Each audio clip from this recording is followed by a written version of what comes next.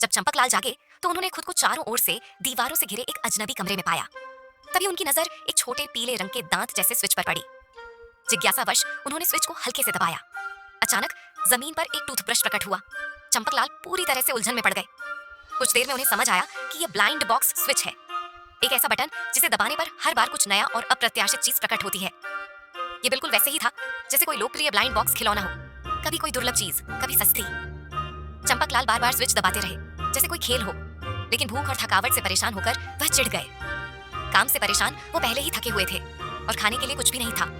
गुस्से में उन्होंने एक गुब्बारा उठाया और दीवार पर दे मारा।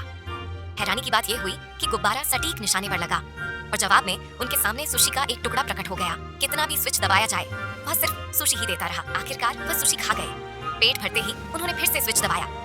आखिर में सोया सॉस आ गया। अब उन्होंने गुस्से में जमीन पर लेटकर बटन दबाया, मानो किस्मत से लड़ रहे हों।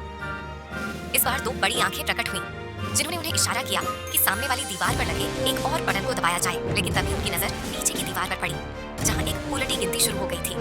इससे पहले कि वह कुछ समझ पाते, आसमान से एक विशाल चेहरा उनके सामने आ गिरा। समय बीतता गया। चंपकलाल ने 5 दिन कमरे में बिताए और इस दौरान वह कॉमिक्स का 5वां खंड पढ़ चुके थे।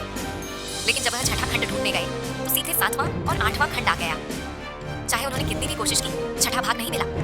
इसी अफरा तफरी में उन्होंने गलती से फेजी नाम का बटन दबा दिया, जिससे वह फिसलकर गिर गए। उस वक्त उनका मन बिल्कुल टूट चुका था। बारिश के थमने के बाद उन्होंने फिर से ब्लाइंड बॉक्स खोला। इस बार उनके पीछे एक दरवाजा खुल गया। वीडियो का पार्ट 2 देखने के लिए चैनल को सब्सक्राइब करें। अगर वीडियो पसंद आया हो तो लाइक जरूर करें।